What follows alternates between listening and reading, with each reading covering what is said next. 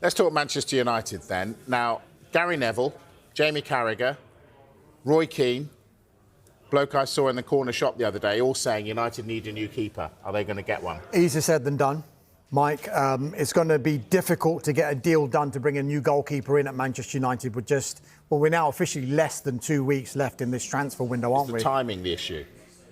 It's partly that, but also, does Ruben Amorim want a new goalkeeper? So you've got a situation here. There was talk earlier in this transfer window when there were doubts, major doubts over Andre Onana's future. He then got injured during pre-season. So effectively ruled him out of a move because he was injured. So he was going to be out until the start of the season, people thought. So he wasn't going to get much of a pre-season in. And publicly, at least, Ruben Amorim has said that he is backing the 3 goalkeepers that he's got. Andre Onana, Altay Bayindir and Tom Heaton. Now, there was lots of conjecture yesterday when the team was announced for Manchester United's game against Arsenal and the squad was announced. Andre Onana nowhere to be seen. They interviewed Ruben Amorim before the game. Why isn't he there? Well, is he injured? Is he not fit? No, he's fit. So everyone assumed that Andre Onana had been dropped. He played that down later simply by saying, look, he's hardly had any training time, he's hardly had any game time, and that's why he chose Altay Bayindir ahead of him yesterday. Now, if an offer in these last 2 weeks was to come in for Onana that Manchester United maybe couldn't refuse, then there's the possibility that they would try and see if there's a keeper available that they can bring in. But at the moment, it would be very, very difficult because there's been no offers for Andre Onana and there's no sign at this stage that Andre Onana wants to leave Manchester United anyway. There's quite a good goalkeeper hanging around, available. Donnarumma, why don't they just buy him? Good question. I mean, arguably he's the best goalkeeper in the world at the moment. PSG have made it clear that they are going to sell him in the next 2 weeks. Having said that, even though he's only got a year left on his contract, PSG is still looking for around 40 to 50 million euros. So that is, what, around 40 million pounds. Now, he's also on big wages. The information we have is that Manchester United, Manchester City have not been in contact with his representatives.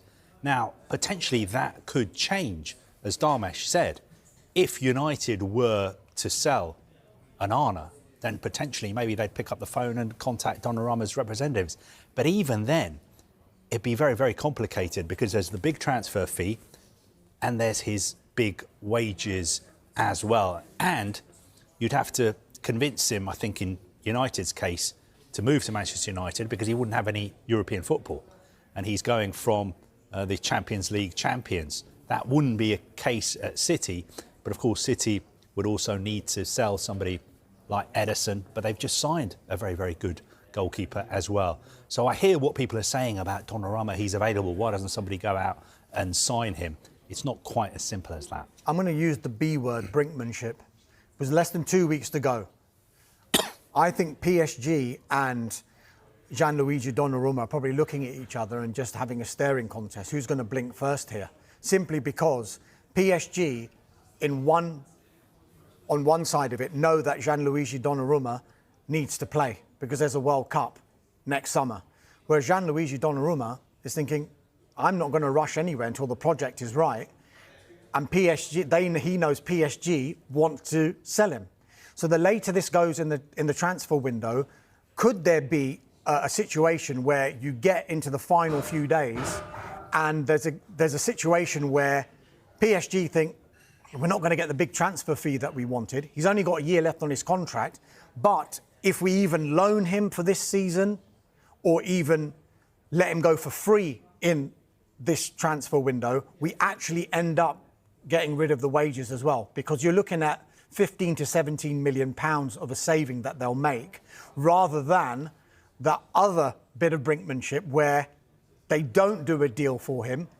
He'll be the number 2 goalkeeper. He won't play, and yet he'll be paid this huge wage. Where's your gut? What do you think will happen? I think he'll go.